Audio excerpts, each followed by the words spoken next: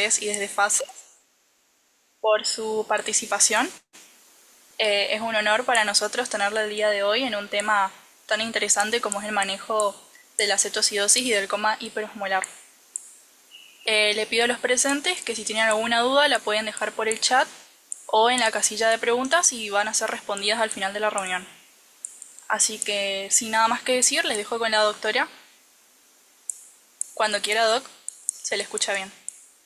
Bárbaro, Agustina, gracias. Vamos a compartir entonces la presentación. Como bien dijeron, vamos a tratar el tema de complicaciones, es decir, agudas, ¿no es cierto?, de la diabetes, cetoacidosis y estado hiperosmolar no cetósico, que si bien son muy frecuentes, también está la hipoglucemia, pero nos enfocamos en estos dos temas. Mi currículum lo tienen acá, muchos de ustedes me conocen, he sido profesora de la facultad, en este momento soy profesora libre de la facultad y bueno, estoy a cargo de proyectos de extensión como el proyecto del impenetrable chaqueño y el de educación en mujeres con embarazo. Este tema que yo voy a desarrollar tiene que ver con las guías nuevas de coma hiperosmolar y cetoacidosis. Yo le voy a mandar el paper a Agustina para que se los comparta y lo tengan como bibliografía. Entonces, la cetoacidosis diabética es un evento muy frecuente en diabetes 1, pero puede aparecer en diabetes 2 en pocas condiciones, que a veces son evoluciones de una diabetes 2 que decimos diabetes 2 y por ahí tiene alguna carga de autoinmunidad y termina siendo una diabetes autoinmune en la edad más avanzada. Y el estado hiperoglucémico hiperosmolar sí es más frecuente en diabetes 2. Entonces, ¿cuál es la historia de la cetoacidosis? El primer reporte de coma diabético se dio en 1800, cuando no existía la insulina. Ustedes saben que la insulina se descubrió en 1921. Entonces, en primer reporte fue ahí cuando se identificaron la presencia de cuerpos cetónicos en la orina de pacientes y se describe en el año 1870 la respiración de Kussmaul. Entonces se empieza a usar el acetoacetato y el beta hidroxibutirato para la práctica clínica, que es lo que aparece en las tiritas reactivas para medir en orina, que es lo primero que aparece. A partir de 1921 se descubre la insulina, pero la mortalidad por cetoacidosis era mayor al 95%. Ahí recién en 1923, Banting y Best, cuando descubren la insulina a través de la perra Mallory, aplican por primera vez la dosis de insulina en una mujer que había ingresado en cetoacidosis con buena respuesta. A 1930, 1970 se usan altas dosis de insulinoterapia y a partir de 1971 Alberti introduce las mini dosis de insulina, es decir, a bajas dosis frecuentemente, que es lo que por ahí conocemos como DIT, dieta insulina tiempo, en donde se ponen dosis de 5 a 10 unidades por hora hasta que la glucemia se estabiliza en 250 miligramos por decilitro. Y aparece luego en el 2001 la primera guía de la Asociación Americana de Diabetes y del Reino Unido, y la mortalidad en 2010 desciende del 90, más del 90% a menos del 1%. Y en el año 2024 aparece el primer consenso que está publicado en la revista de Diabetología del profesor Umpierres, que es el que yo les voy a compartir para que lo tengan como bibliografía. Esta gráfica, publicado en Diabetes Care en el año 2022, muestra cuál es la incidencia de eventos hipoglucémicos e hiperglucémicos, y ustedes pueden ver que en las personas con diabetes 1, la hiperglucemia severa supera los eventos de hipoglucemia hasta el 2020. Acuérdense que en el 2020 tenemos el tema de la pandemia del COVID, que aumentó tremendamente las internaciones por cetoacidosis. Sin embargo, en las personas con diabetes 2 son mucho más frecuentes los eventos de hipoglucemia severa, que incluso no se perciben, porque muchas veces los pacientes están con antidiabéticos orales, sobre todo el tema de las sulfodrogas, y son hipoglucemias no percibidas, pero que van provocando a lo largo del tiempo deterioro cognitivo. Hay factores que favorecen la presencia de cetoacidosis y de cuadros en el tema puntual de diabetes 1. Hay factores que tienen que ver con la edad. A menor edad edad entre 18 y 44 años es más frecuente y después vuelve a ser como una curva J, porque en mayores de 75 años vuelve a aparecer nuevamente. Ahora en el último atlas de la Federación Internacional de Diabetes aparece que no solo tenemos que hablar de diabetes 1 en edades juveniles e infantiles, sino que ahora hay más de 1 millón de personas con diabetes 1 mayores de 65 años. Esto tiene que ver con la expectativa, con el aumento de la expectativa de vida y la mejoría de los tratamientos. Otro factor que es más frecuente en la diabetes, la cetoacidosis, es en las mujeres, es más frecuente, casi el doble que en los varones. En las etnias de los negros y en los asiáticos también es más frecuente. A menor nivel socioeconómico, más riesgo de cetoacidosis. Muchas veces, a pesar de que tenemos acceso gratuito de la insulina, como tenemos en nuestro país, hay factores de tipo psicológicos, sociales, que hacen que las personas con diabetes 1 abandonen el tratamiento. Muchas veces el tema de inyectarse todos los días, pincharse los dedos todos los días, hace que se asocie muchas veces con cuadros depresivos que hacen que abandonen la medicación. Con lo cual, a menores ingresos, menor nivel educativo, tiene mayor posibilidad de aparecer eventos de cetoacidosis. En diabetes 2, el cuadro de cuadros hiperosmolares no cetóxicos se da también a menor edad, es similar en el sexo, tanto varones como mujeres. Otra vez vuelve a aparecer en las etnias de los negros, mayor riesgo de hiperosmolaridad, también a menores ingresos. Aquellas personas que usan requerimientos de insulina en el esquema basal-bolo también tienen más riesgo de estados hiperosmolares, y no ha variado en los últimos 6 años, desde el 2014 al 2020, la incidencia de los casos de cetoacidosis. Acá tienen algunos datos que son interesantes ante la aparición nueva de los inhibidores de los CGLT2, que son estas drogas nuevas que aparecen, que son la dapaglifosina, la empaglifosina y la canaglifosina, que son las drogas que aparecen ahora como el gold estándar en pacientes con evento vascular y renal, porque protege corazón, protege riñón. Entonces aparece ya un uso bastante acelerado y el alto riesgo que tienen estas drogas de producir cetoacidosis, sobre todo cetoacidosis euglucémicas, con valores menores de 200 miligramos por decilitro de glucemia. Entonces eso hay que tener mucho cuidado.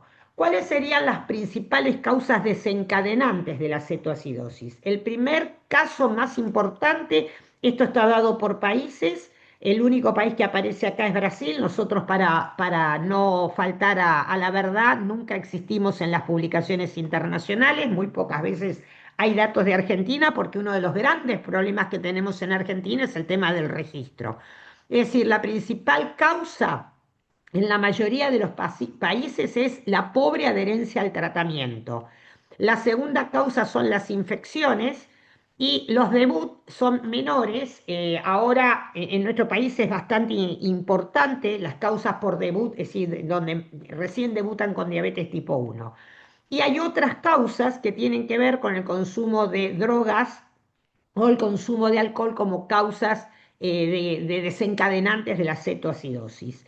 Y lo que hay que tener muy en cuenta son los determinantes sociales de la salud, que hoy por hoy están cobrando una importancia muy importante en todo lo que tiene que ver con diabetes y enfermedades crónicas no transmisibles, y como les dije anteriormente, los inhibidores de los CGLT2 como causales de cetoacidosis.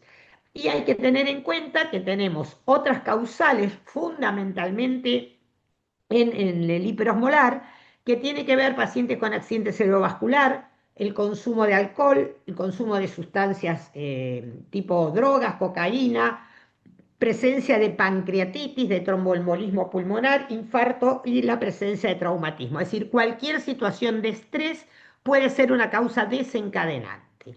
¿Qué es lo que caracteriza a la cetoacidosis?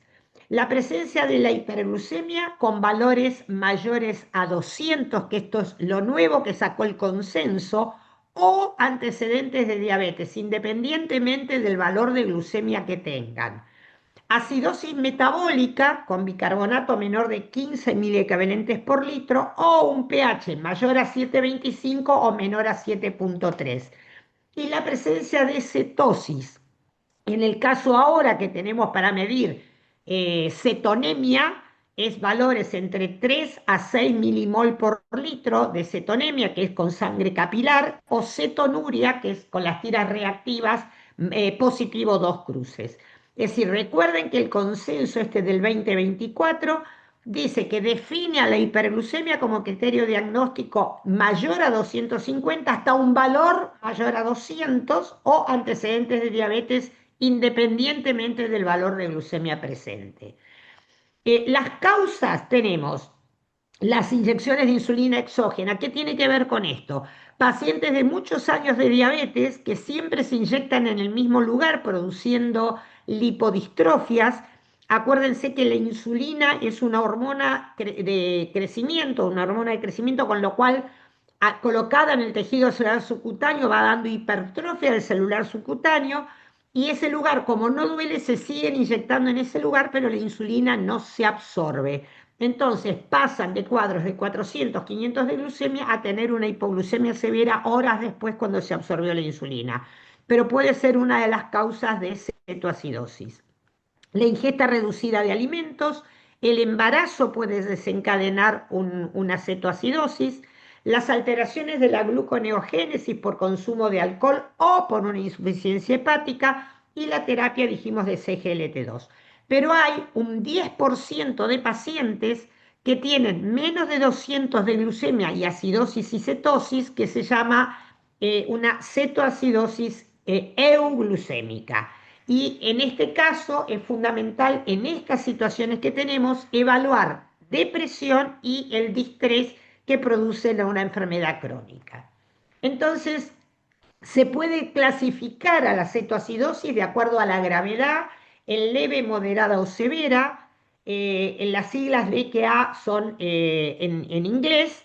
Entonces, D es diabetes, historia de diabetes o glucemia elevada, leve mayor a 200, moderada y severa siempre estamos hablando de valores mayores a 200. La cetonemia, si es leve, el beta hidroxibutirato es de 3 a 6 milimol por litro. Acuérdense, esto es glucemia, cetona capilar. Moderada el mismo valor y severa más de 6 milimol por litro. La acidosis, volvemos a repetir, un pH de 7,25 a menos de 7,30 y un bicarbonato entre 15 y 18. La moderada, un pH de 7 a 7,25 y la severa, un pH menor a 7. Con respecto al estado mental, el estado leve es un paciente que puede entrar al consultorio caminando, que ustedes le van a sentir, hay gente que tiene una percepción especial, yo lo siento a distancia, que es el olor a acetona. Cuando lo lean en los libros van a decir que es el olor a aliento a manzana o a manzana francesa, pero en realidad es el olor típico de la acetona con la que se sacan la pintura de las uñas, es decir, aliento cetónico. Eso es una cosa importante, está alerta, puede tener los cachetes colorados, estar levemente deshidratado, pero el paciente viene caminando. Ese es un paciente que puede hacerse en una unidad de observación, a veces en un servicio se lo puede hidratar y colocar insulina, un paciente que sale rápido. En el caso del estado moderado, es un paciente que está somnoliento y que requiere una unidad de cuidados intermedios o sí, una unidad de terapia intermedia. Y en el caso del estado severo está en estupor o coma y que requiere atención en una unidad de terapia intensiva. Estos son los dos métodos que tenemos para medir cuerpos cetónicos. En sangre, la cetonemia mide beta hidroxibutirato, que es más específica, que lo medimos con el mismo aparatito que se mide la glucemia, el aparato del freestyle libre mide también en el mismo aparato, mide cetona y mide glucemia. Es el único aparato que mide las dos cosas. O las tiritas del Keto Diastrik, que ya antes venía de acceso libre, ahora la verdad que se consigue solo para los laboratorios, y en esto mide ácido acetoacético.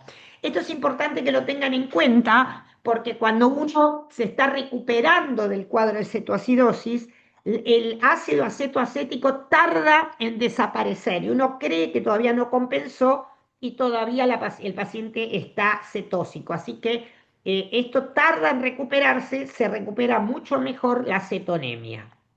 Muy bien.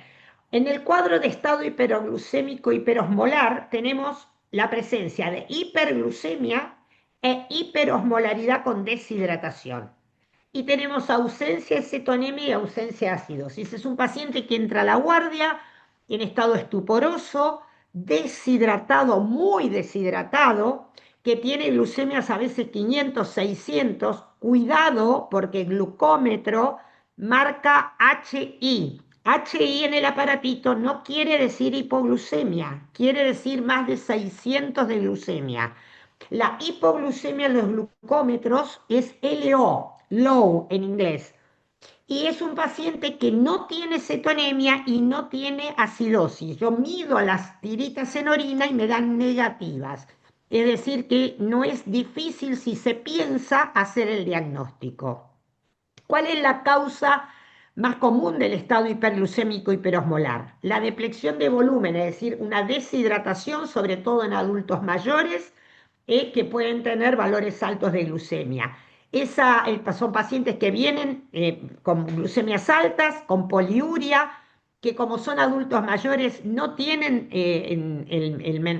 la sensación de sed, por lo tanto toman poco líquido, y una infección, un infarto, una ACV puede desencadenar el estado hiperglucémico hiperosmolar. Y hay medicamentos que también lo desencadena, como los corticoides, los simpático-miméticos y los antipsicóticos. Con respecto a los corticoides, me quiero detener porque es muy común en las guardias, y ustedes lo verán, les pido por favor que no tomen esa mala costumbre, que cualquier paciente que va a la guardia es una dipirona y una dexametasona. Esto puede ser terriblemente mortal en un paciente con diabetes porque puede desencadenar un estado hiperglucémico hiperosmolar. Muy bien, ¿cuál es la patogenia? En primer lugar dijimos una infección, una insuficiente administración de insulina. Por ejemplo, muchas chicas que se aplican insulina, que tienen diabetes 1, por ahí empiezan a ver que están gorditas y se dan cuenta que estando hiperglucémicas bajan de peso. Entonces empiezan a ponerse menos dosis de insulina de la que realmente requieren, entonces desencadenan un cuadro de cetoacidosis.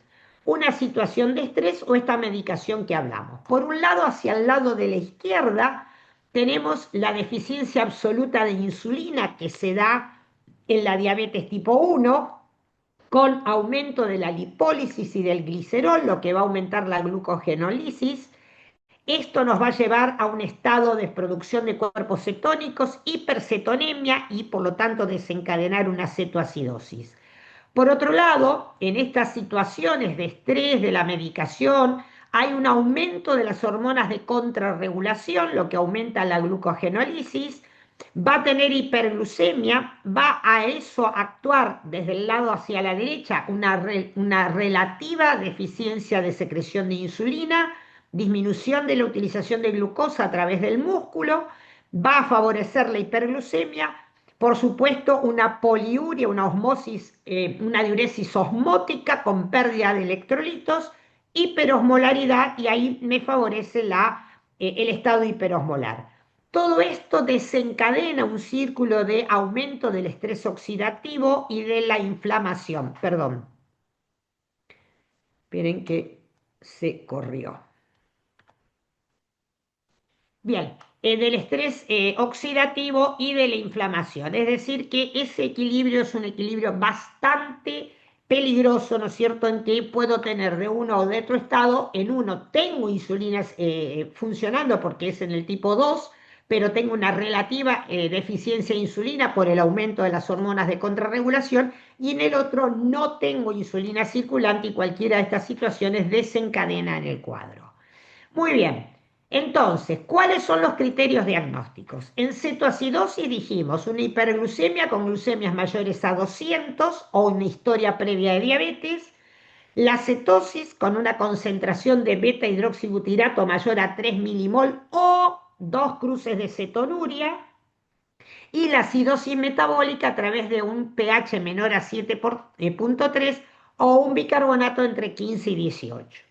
En el caso del estado hiperosmolar no cetósico tenemos hiperglucemia con glucemias arriba de 600, una hiperosmolaridad, ausencia de cetonemia, puedo tener una beta hidroxibutirato menor a 3 o menos de una cruz por ahí de cetonuria, pero por lo general no tengo cetonuria positiva, y ausencia de acidosis metabólica. ¿Cómo se presenta? La cetoacidosis se desarrolla en horas o días, es decir, 24 horas que el paciente no se aplica insulina o que está con un proceso infeccioso. Se puede desencadenar desde el punto de vista de la conciencia, está alerta, presente, hay poliuria, polidipsia, pérdida de peso y deshidratación. Puede haber náuseas y vómitos y un dolor abdominal, incluso un vientre en tabla, que lo confunde con un cuadro de abdomen agudo, que puede confundirse con una apendicitis. Y es un paciente que tiene el aliento cetónico que decíamos, o puede estar con una respiración de Kussmaul. Esto es una cosa importante. Nosotros, por ejemplo, cuando preguntamos, ¿tiene sed? Y mire, no, usted por el calor tomo mucha agua. Es decir, que tienen que preguntar muy bien esto, pero siempre está presente la deshidratación. Sin embargo, en el estado hiperosmolar se desarrolla en días o semanas. Recuerden que el infarto en las personas con diabetes puede ser un evento silente, quiere decir, no tiene el dolor típico precordial, entonces es un paciente que está con valores altos de glucemia y puede tener una infección urinaria asintomática, puede estar haciendo una angina de pecho, una cardiopatía isquémica o incluso un infarto. El estado cognitivo es un paciente que puede estar somnoliento, también está muy, muy, muy deshidratado y se puede presentar con otras enfermedades. Por ejemplo, una forma de debut en la etapa de cuando fue el COVID fue el debut de diabetes a través de estados hiperosmolares cuando estaban con positivo para COVID. Pero hay un tercio que pueden estar en forma híbrida presentado entre cetoacidosis y estado hiperosmolar, pero es un cuadro bastante raro. Este es el paper que yo les decía, que es el consenso que salió publicado el año pasado entre la Asociación Americana de Diabetes, la Europea, las sociedades británicas, la Asociación de Endocrinólogos y la de Tecnología, y es la que saca todo este tema desde el punto de vista de la fisiopatología y el manejo de estos pacientes. ¿Cómo es el manejo de estos pacientes? Este es el algoritmo que tiene tres patas. Por un lado, el aporte de los fluidos endovenosos. Por el otro lado, el aporte de insulina. Y en tercer lugar, ¿qué pasa con el potasio? Lo vamos a ir desarrollando entre las tres partes. Una de las cosas que es importante y que está al pie de la tabla es de que el bicarbonato solo se debe considerar si el pH es menor a 7. No se administra de rutina bicarbonato, como tampoco se aporta fosfato, salvo que el fosfato esté por debajo de 1 milimol, pero no es común ese agregado. Entonces, cuando hablamos de cómo es el aporte de los líquidos, en primer lugar, si la hipovolemia es grave, se suele poner aporte de solución fisiológica al 0,9 de cloruro de sodio a 1 litro por hora, es decir, se pasa a goteo abierto para expandir al paciente y luego se va viendo. Por lo general, estos pacientes pierden un 10% de su peso en líquido, así que si el paciente pesa 70 kilos, el aporte en 24 horas va a tener que ser de 7 litros aproximadamente. Si la hipovolemia es leve, se pone un 50%, se estima entre las 8 a 12 horas del día, el aporte de lo que necesita de esos 7, 8 litros, la mitad se debe pasar en 8 a 12 horas. Y si tiene compromiso cardíaco, va a tener que ir midiendo la presión venosa central. Posteriormente a eso, cuando la glucemia alcance el valor de 250 miligramos por decilitro, que equivale a 14 milimol, se le agrega en paralelo dextrosa al 5% para evitar el descenso brusco, y van a ver ahora cuáles son las complicaciones que pueden aparecer cuando lo hiperhidratamos. Es importante que se controle los electrolitos, es decir, el ionograma, la función renal, la presión venosa central, la osmolaridad y la glucemia cada 2 o 4 horas hasta que el paciente se estabilice. Ahora después vamos a ver cómo pasamos, porque estamos hablando acá de líquidos. ¿Qué hacemos ahora con la insulina? La insulina si es leve, que era lo que yo les decía hoy, que es el paciente que entra caminando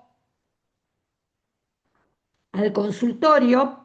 Nosotros ahí en el servicio del Hospital Vidal muchas veces lo compensamos ahí mismo en el servicio, le ponemos una vía donde le pasamos fisiológico a goteo abierto, los primer litros y después lo vamos pasando a 35 o 40 gotas por minuto y le vamos poniendo 0,1 unidad de insulina por kilo horaria, por ejemplo, pesa 70 kilos, son 7 unidades, puede ser subcutánea si no está muy deshidratado. Si el paciente está deshidratado, estamos hablando de moderada a grave y la insulina va endovenosa. Entonces, se puede poner 0,1 unidad cada hora o cada 2 horas hasta alcanzar la glucemia de 250 miligramos por decilitro y ahí se reduce la dosis de insulina a 0,05 unidades kilo. No se preocupen porque todo este algoritmo les queda a ustedes porque yo les paso la presentación a los chicos, así que lo tienen ahí para tenerlo para ustedes.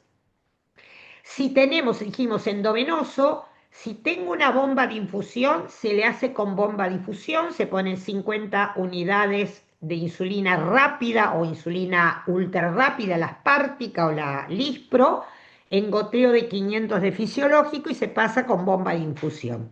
Si estoy en el medio de la nada y no tengo bomba de infusión, se hace con un suero fisiológico, 500 mililitros de fisiológico, se pone 50 unidades de insulina rápida y se le pone con un microgotero, un perfus número 2, y se va pasando a una unidad hora.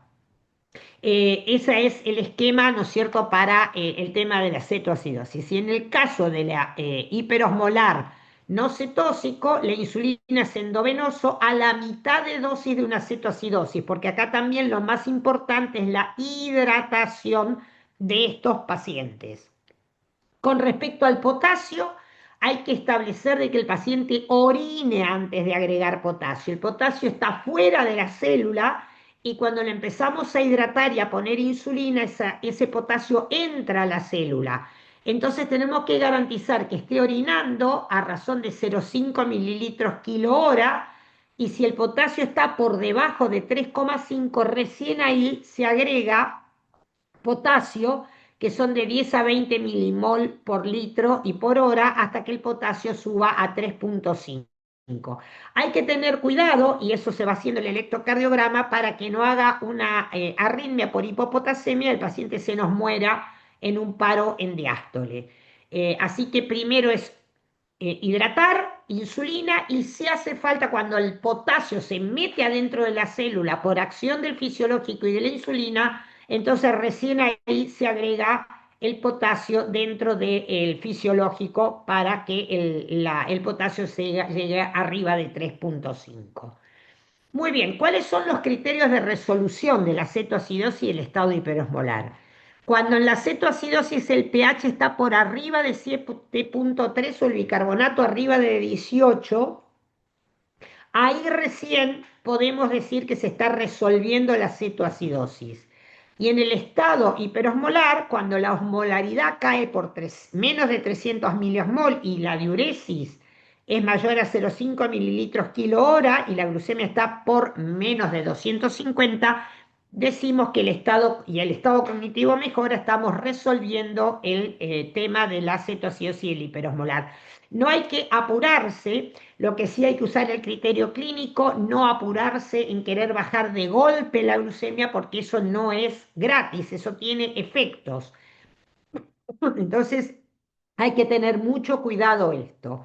Esto es lo que yo les decía hoy, que el beta hidroxibutirato se convierta en acetoacetato, por lo tanto yo puedo tener cetonurias positivas, igual ya está resuelta la cetoacidosis. Muy bien, hay que tener cuidado en algunas situaciones especiales, en poblaciones especiales, que son los adultos frágiles o los mayores, adultos mayores. Ahí tenemos una alta tasa de comorbilidades preexistentes, un alto riesgo de mortalidad y de hospitalización prolongada. Y entonces ahí la reposición con los líquidos y la tasa de reposición tiene que ser mucho más lenta, más cuidadosa, porque además son pacientes que tienen polifarmacia. Con respecto a los inhibidores de los CGLT2, eso puede aparecer espontáneamente y está por lo general precedido de que el paciente baja la dosis de insulina. Es decir, empieza con estas drogas, cuando ve que su glucemia baja, baja la dosis de insulina o la suprime bruscamente, o tiene un ayuno prolongado y aparece la cetoacidosis. Estas drogas están autorizadas en diabetes 2. Hubo un protocolo para diabetes 1, pero no está autorizado. Los que usamos algunos de pacientes con diabetes 1 está off-label, está sin aprobación, con consentimiento del paciente porque mejora la variabilidad glucémica en estos pacientes, pero no está. Y hay dos consejos que hay que darle a los pacientes que usan estas drogas, que es muy buen aporte de líquido, la supresión de la droga si se va a operar o está con algún proceso infeccioso y la excelente higiene de la parte genital porque son drogas que eliminan la glucosa por orina y pueden dar infecciones urinarias a repetición. Otra población a tener cuidado son los pacientes con enfermedad renal terminal. Un 4% de esos pacientes pueden presentar cetoacidosis o estado hiperosmolar y presentarse con sobrecarga hídrica. Tienen una función renal por abajo de 15 o de 20 y entonces pueden desencadenar estos cuadros. Presentan por lo general hiperglucemia con hiponatremia, mucha mayor osmolaridad y hipercalemia. Entonces son pacientes de altísimo riesgo y hay que tener mucho cuidado en la reposición de líquidos. Sin duda, son pacientes de servicios de terapia intensiva. En cuanto al embarazo, hay un porcentaje menor de chicas con diabetes pregestacional, diabetes tipo 1 sobre todo, que pueden debutar con una cetoacidosis sin causa conocida y la causa es un embarazo. Tenemos muy baja tasa de programación del embarazo en estas pacientes. Lamentablemente, los que hacemos diabetes miramos páncreas y no miramos que tienen estas pacientes útero, vagina y tienen pareja y no solemos trabajar mucho en el tema de la anticoncepción. Suele presentarse una cetoacidosis euglucémica en estos casos y con cosas que son muy importantes porque mata al feto en horas.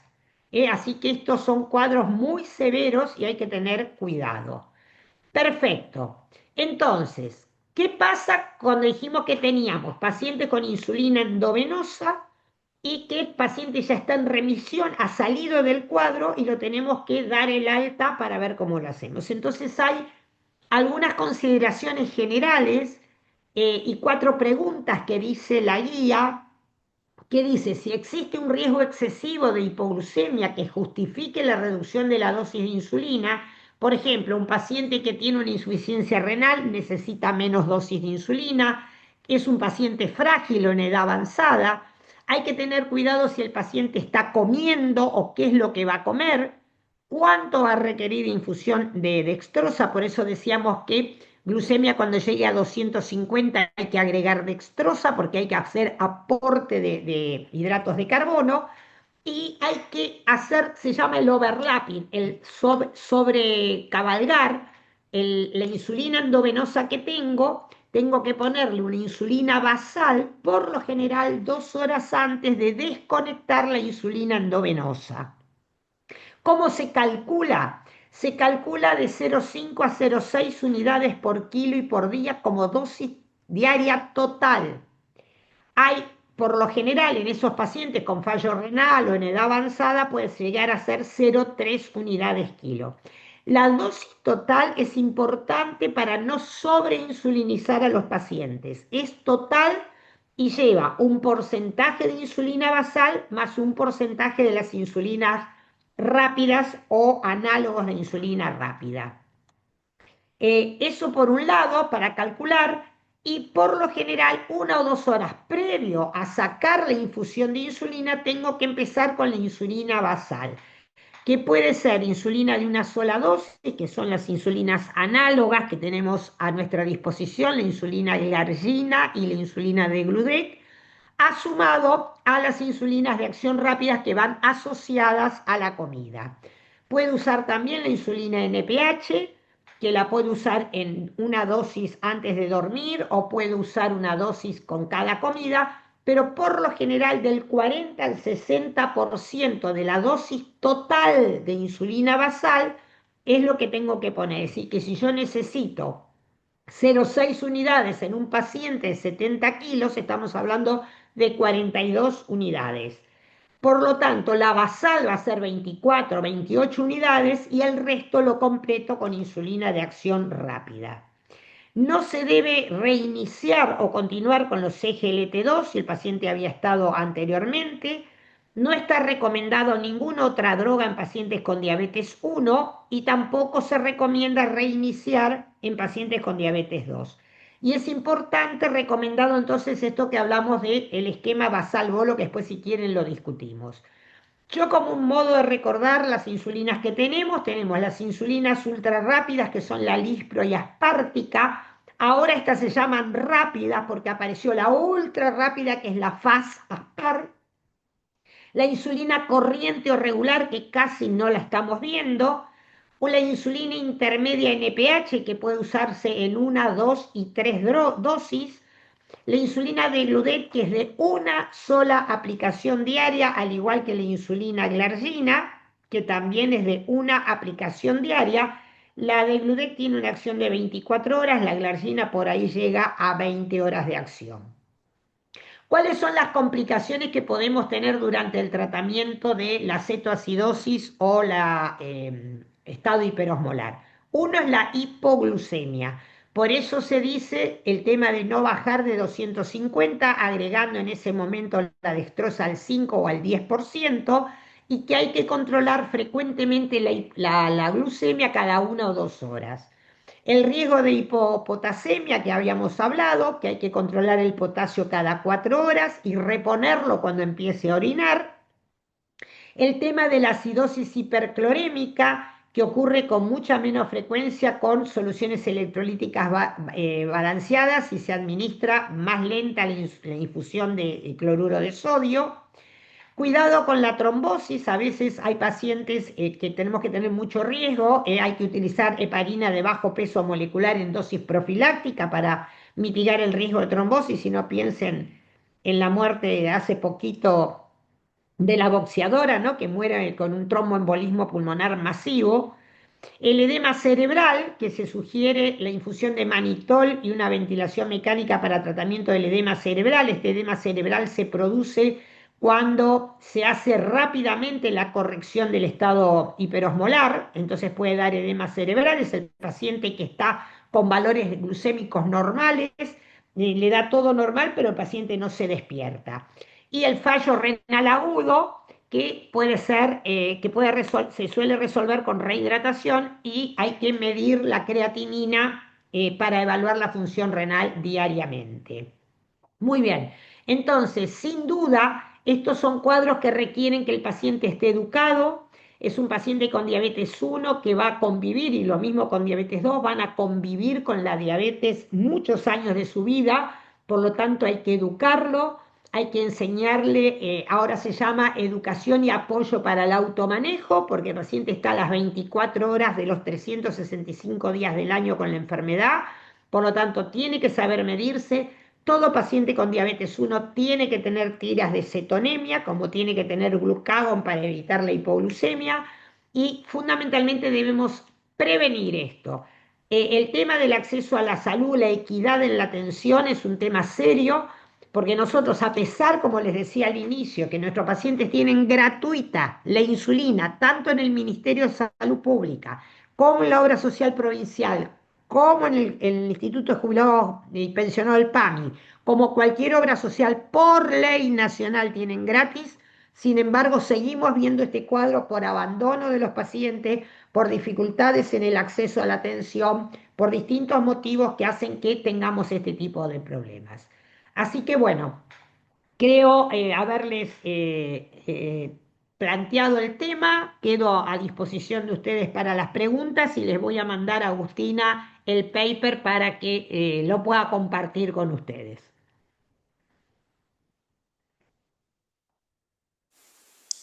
Súper doctora, muy buena charla. Sí, gracias. Ay, si alguien tiene alguna pregunta, puede hacerla del chat. Ahí hay una.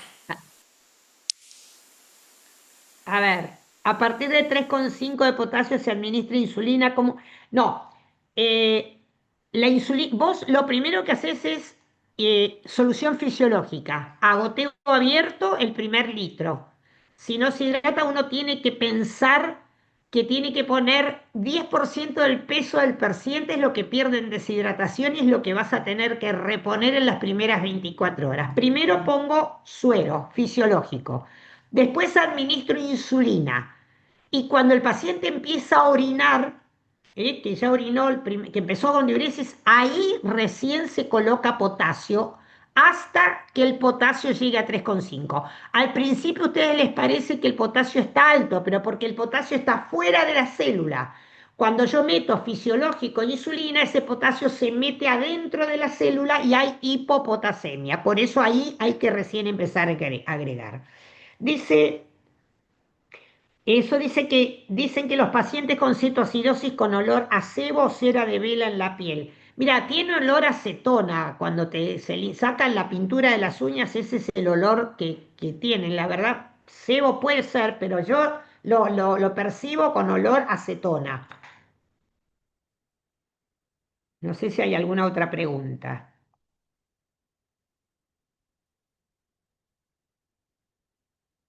Hola doctora, yo tengo dos preguntas Sí, sobre dale. temas. Una es, ¿qué tan efectivo, esto es más con relación al tratamiento de la diabetes, no tanto síndrome hiperosmolar o cetoacidosis? ¿Qué tan efectivo es el tratamiento con semaglutida en pacientes con diabetes mellitus tipo 2 y solamente obesidad? Porque vi que también se usa en el control del peso, pero no siempre en un paciente obeso con diabetes acompañando al Bueno, cuadro de... primero, la semaglutide el protocolo de investigación de semaglutide se hizo primero en pacientes con evento vascular. Por eso está Mm, primero aprobado para diabetes con evento vascular, ya sea fundamentalmente tiene aterosclerosis, ACV, infarto agudo de miocardio, arteriopatía periférica. Después se avanzó en protocolos de semaglutide con obesidad, es decir, pacientes obesos, pero está aprobado en nuestro país para diabetes tipo 2. Para eso está aprobado la semaglutida. El ah, problema es que bien. en el transcurso del protocolo se vio que bajaban de peso en forma espectacular. Entonces mucha gente, y sobre todo el tema de los actores, en forma indiscriminada, empezaron a comprarlo venta libre y se ponían la semaglutide. Ahora apareció la droga que es el tirzepatide, que se va a presentar creo que el mes que viene, no sé, creo que acá en Corrientes se va a presentar en octubre, tirzepatide, que también mostró que duplica el pérdida de peso de la semaglutide inyectable. No es igual la semaglutide oral que la semaglutide inyectable. La semaglutide oral baja de glucemia, pero baja mucho menos de peso. Eso es lo que se vio en los protocolos de investigación. La tirzepatide va a llegar al país, pero realmente viene a costos muy altos. Sí hay acceso en Paraguay de Mm, tirzepatide que nosotros no tenemos acá en la Argentina. Pero tiene muy buen efecto eso, no es magia. Se no, no. suspende la droga y vuelve a aumentar de peso sin ninguna duda. Y una No preguntita sé si más. te respondí. Sí, Sí, sí, muchas gracias. Nosotros, esto tiene que ver con deterioro cognitivo y diabetes. Nosotros con el doctor de Sergio estamos haciendo un trabajo sobre esto, obviamente con hipertensión, con la red corazón-cerebro. Un trabajo donde medimos la relación entre la mala adherencia farmacológica con tratamiento antihipertensivo y demencia vascular, o sea, deterioro cognitivo en pacientes. Y usamos los test de Morinsky-Green para ver el tema de la adherencia y el test del reloj para ver si hay algún tipo de deterioro cognitivo, ¿no es cierto? En diabetes, ¿se usa algún test para ver la adherencia y también el mismo test del reloj o se usa otra cosa para medir No, eso? no, no, no, no. Primero, el test de Morisky-Green, nosotros hemos publicado un paper sobre el test de Morisky-Green en adherencia y hay un test mucho más largo que lo tiene la doctora Marimel Linares que está publicado en la revista Medicine, pero usamos el test de Morisky y el test del reloj también porque una vez uno se peleaba por ahí con el paciente con el tema de la lectura del glucómetro, que escribían un número y uno le decía, no, está dibujando el número, no, en realidad era como el test del reloj. No identifican Ah, los números del glucómetro, lo mismo que le pasa con el test del reloj, es decir, que se usa también el test del reloj en los bien. pacientes con diabetes. Ahora, ¿por qué el deterioro cognitivo? Muchas veces ese deterioro cognitivo está asociado con hipoglucemias hipoglucemias reiterativas que hace que el paciente tenga deterioro cognitivo. No, no es solo por el tratamiento en sí, sino por la misma hipoglucemia de los pacientes.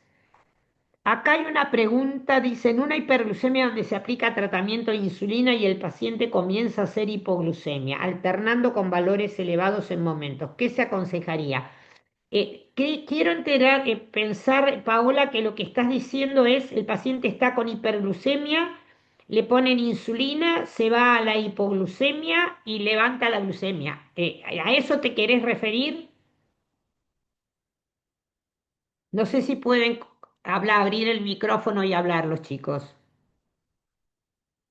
Sí, bien. Eso primero, porque no hay que pasarse con las dosis de las correcciones. Yo veo a veces que meten 15, 20 unidades de insulina rápida. En la corrección nosotros no usamos más de 10 unidades para corregir un valor alto. Y cuando el paciente hace hipoglucemia, hay una descarga de adrenalina, lo que hace que el paciente que se defienda levantando la glucemia.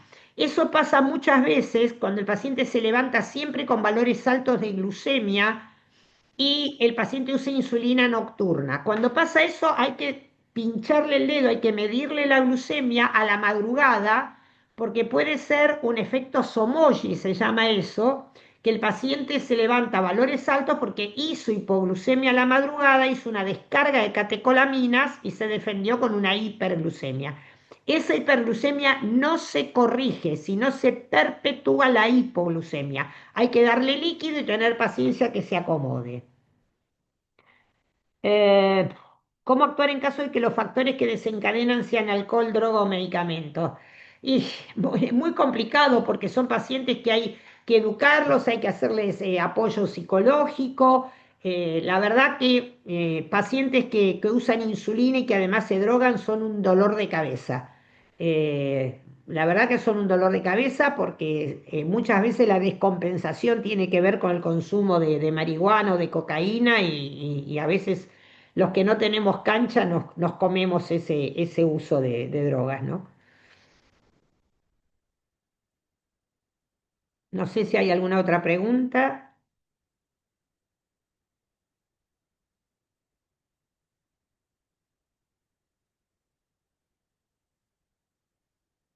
Parece que no hay nada, no sé, chicos. No, ninguna otra Agustina, pregunta. ¿cómo? No quedó ninguna pregunta. Bueno, yo te paso la publicación y se la compartís a los chicos. Sí, yo lo comparto. ¿Está? ¿Cómo? Sí, gracias. Sí, yo lo comparto. Se va a estar subiendo en los grupos de WhatsApp y en las redes sociales de SOCES y de FACES, así que estén atentos por esos lugares. Vamos a compartir tanto el power de la doctora como la publicación. Perfecto, perfecto.